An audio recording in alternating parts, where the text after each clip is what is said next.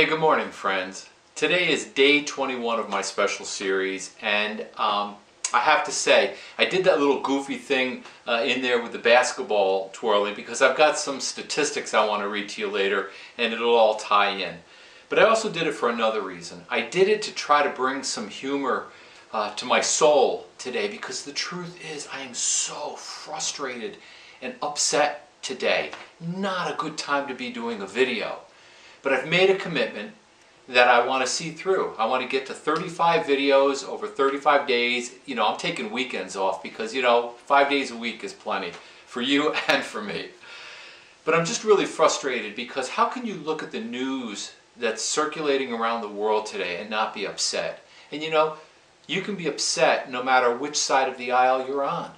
If you're for the withdrawal from the Paris Agreement, you could be happy for that, but you'll be upset because of all the negative press and all the negative comments that are coming around. If you were for the Paris Agreement and think we should have stayed in it, then you'll be upset because we've been pulled out of it. So, and that's just it. And then you go to the whole Kathy Griffin thing.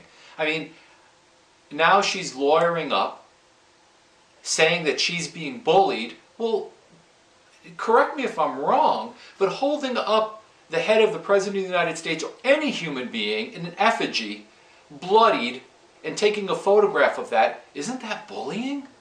Isn't that intimidating? Isn't that making a message that says, I would rather you be dead?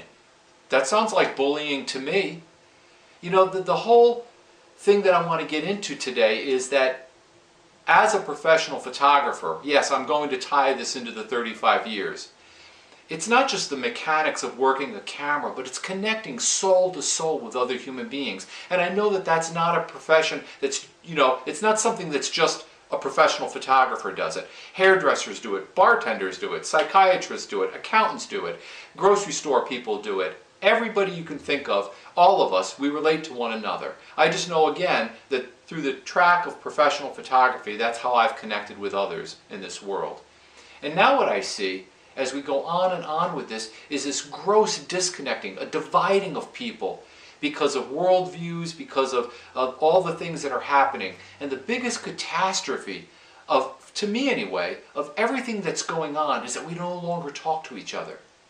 Why do you think the Paris Agreement is okay?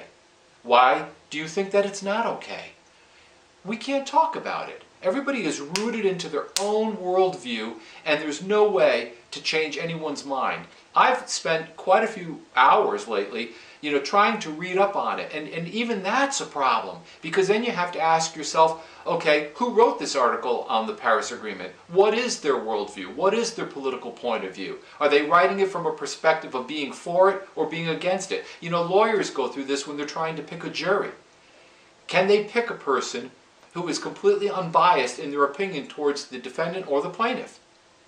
That's a tough task. Now we look at it with all these world events and we find out that everybody is already biased. And so we always come from this perspective of that person's either right and here's my evidence, or that person's wrong and here's my evidence. And it just breaks my heart, really breaks my heart, that the biggest loss in all of this isn't the agreement or the circumstances that we're fighting about, but it's the relationships that we can't come to common ground and agree on anything. Washington can't, and we condemn them. Well, we can't either. What's that say about us? Well, anyway, here are some statistics because I want to bring another point up.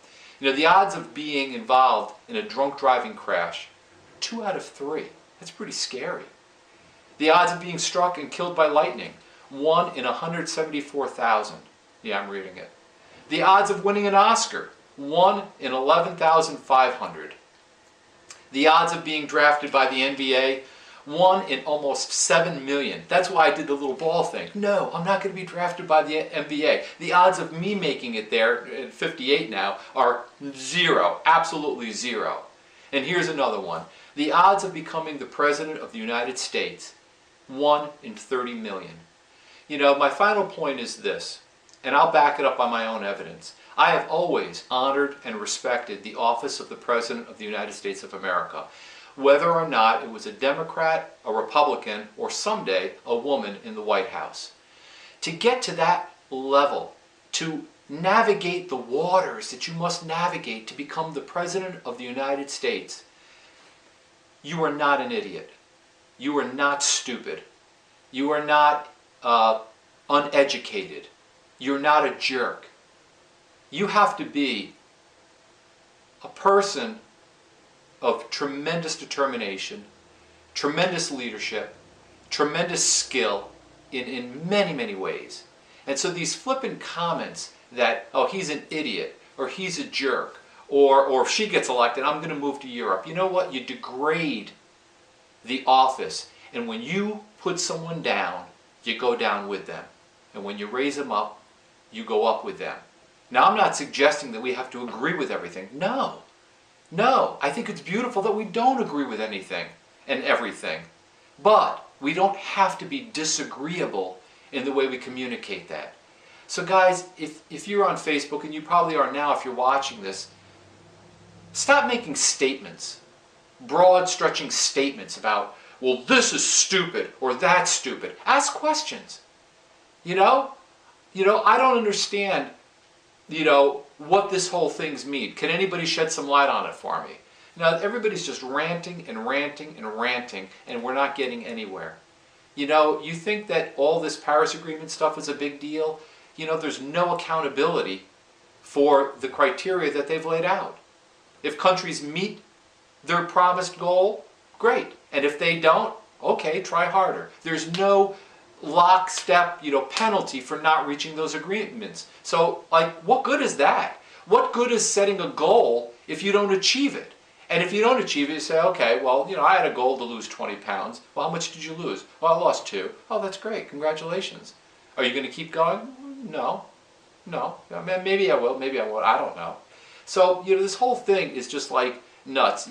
We put all our energy into all these things, these fires that are brought up like they're the end of the world. It's not going to be the end of the world. You know when the world is going to end? When he says it's going to end. That's it. Now, I know I crossed that line too.